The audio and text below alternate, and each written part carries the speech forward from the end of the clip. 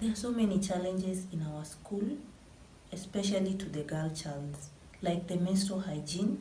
This affects their school attendance and performance since they have to stay at home during their menses. And generally, this is a problem to all the women and girls in Boma, in the whole community. Although they have their own traditional methods to manage their menses, and they are not hygienic and they cause infections. So I'm appealing to all the ladies out there to kindly join me and let us support our fellow women and girls in Boma with sanitary towels.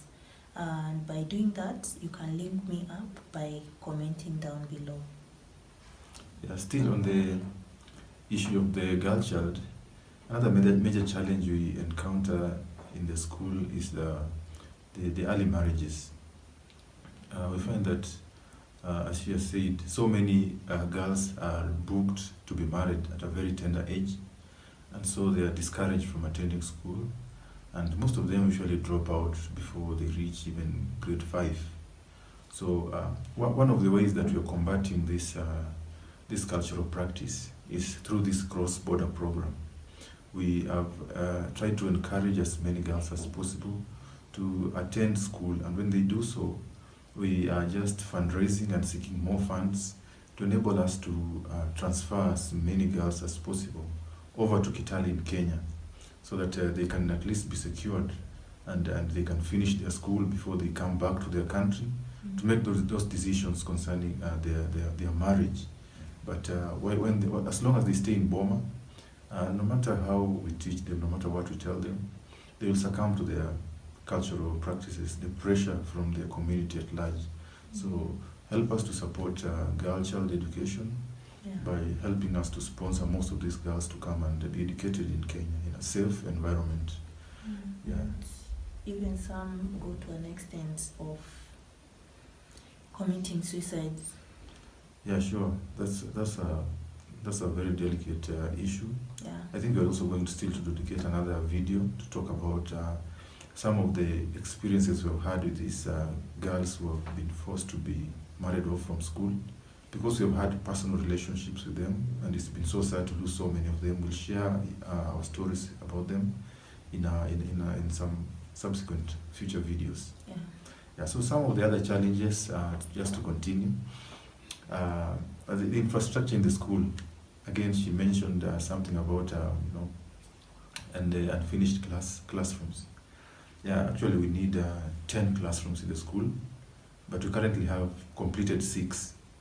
The other 2, we are using them, but they are not yet completed. They don't have blackboards and windows and doors.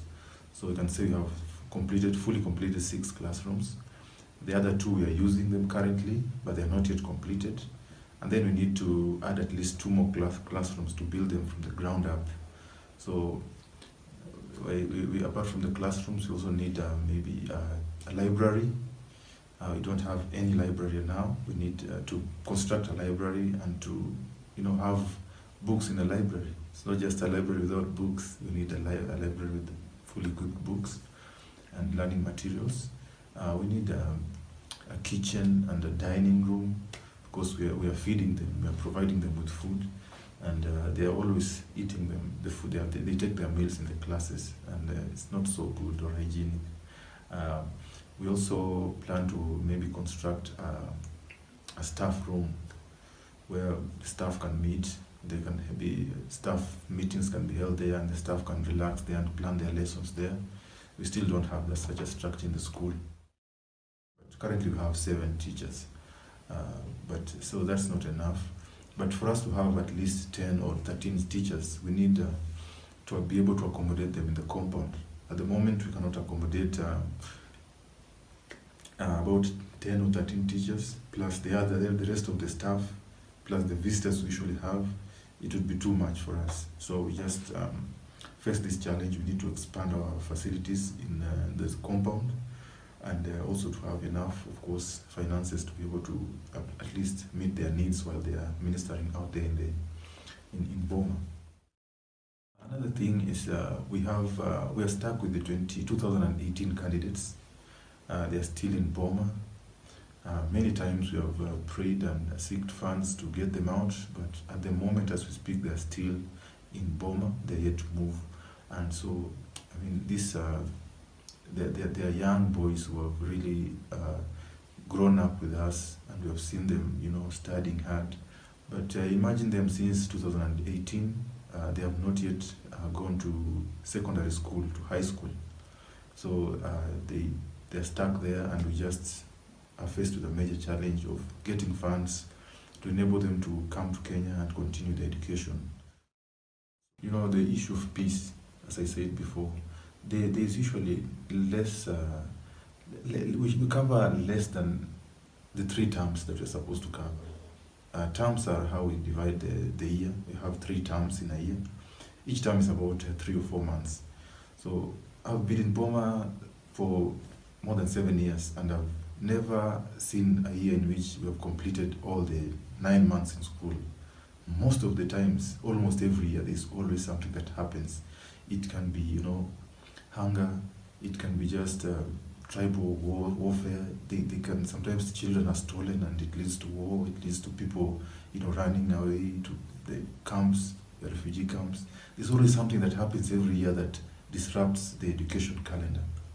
And we just pray for peace, that this region will come to know God, and they will come to, live in a godly way, in ways that do not encourage violence, but in ways that encourage peace, because knowing God is receiving peace from above, divine peace that, makes us to be obedient to Him and to live in a godly way. So we just pray that peace will come to this region, and it will not disrupt the education plan that we have for them. Another thing is the hungers I've mentioned. They are still not food reliant. Their resilience to the issue of food is still wanting. So we have done our best. We're still continuing to do our best. But if we don't provide food to the kids in school, most of them usually drop out. Most of them will stay at home, saying they're helping their parents in the garden. Some of them will run away with their parents to the refugee camps in Ethiopia, and it will disrupt the education. So we have always made sure that at any given time we have enough food to feed them from our gardens, or we just buy them and we supply to them. So this is a major issue that we are addressing, and we are facing, and we want to address also. We usually play sports. Majorly it's just football, soccer. But of late we have introduced netball. Is it netball or volleyball? Volleyball. I think it's volleyball, yeah.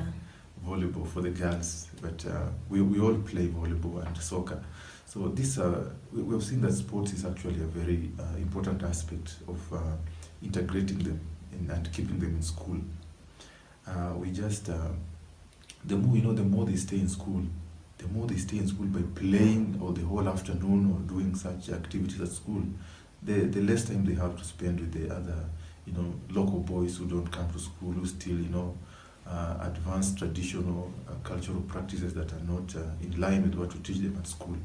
So we have always encouraged sports. We have always encouraged them, because again, sometimes you never know people's talents. Some of them are meant to be great soccer players. Some are meant to be international volleyball stars. But at the same moment, some of them maybe are supposed to be chess players, right? Some of them maybe are good at American football, or some of them are good at I don't know, any other game you can name.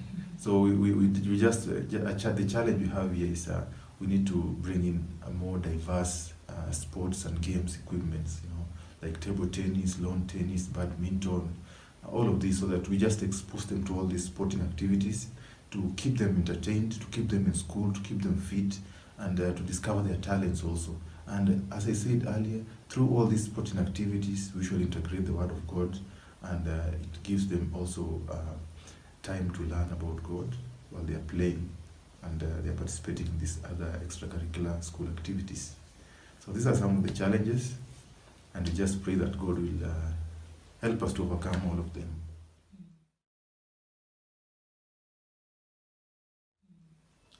God has always directed our paths and all of our actions, and we still continue to look up to Him for all the inspiration to do everything that we're doing. But that does not mean that we fail to plan. So we have also other plans, and we just pray that it's the will of God.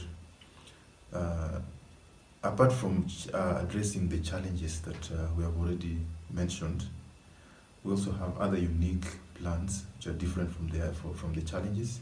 And I can say one of them is expansion of the cross-border program. We already have 16 pupils in Kitale, Kenya, and there are 16 more who are supposed to be taken to Kenya. So that will make the total pupils to be over 30. And it will be too much for maybe one home or one parent to take care of all these pupils. So we are planning to, have a small faith learning center in Kitale, just a small home that will double up as a girls' rescue center and also as a sort of learning facility and a home center for all these pupils. We can have extra teachers to teach both scholastic and spiritual matters, and we can have people to take care of them in one place. So this is one of the things we're praying for God to open ways for us to expand this project, to bless and to touch more lives. Another thing is the expansion of the school to Lower Boma. Currently we are only based in Upper Boma, and that has limited our scope to just the communities in Upper Boma. Compared to Lower Boma, there are so many other communities, there are so many people in Lower Boma, and they have always called on us to extend our school services to Lower Boma. And again, we put it before God to just send people who can support this project, and you can set up another school in Lower Boma. It will have a wider scope, it will reach more tribes, it will reach more pupils, and therefore we believe it will change more lives. The last one is we're planning to improve our facilities in Upper Boma by having piped drinking water in the school.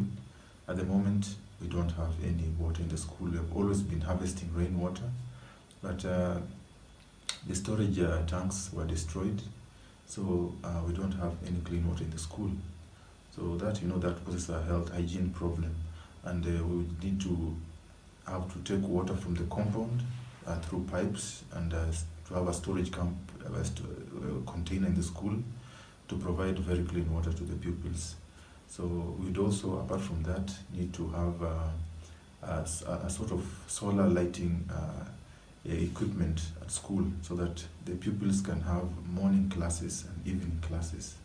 At the moment, they just finish school in the evening and they go home until the following day. They don't read at home, they don't have light, and at school they don't have light, so they're limited in the number of hours that they can study in one day. If we could purchase solar equipment, they would be able to study early in the morning and also late in the evening or even at night. So these are some of the issues that we plan, and we hope that according to the will of God, they will come to be done. Through your support, of course, you can join us and we can pray together so that God can open ways, or you can just come and support us also in any way that you can. And we believe if it's the will of God, it will be done. Yeah, thank you for watching. If you have not subscribed, subscribe, like the videos and share them. Bye.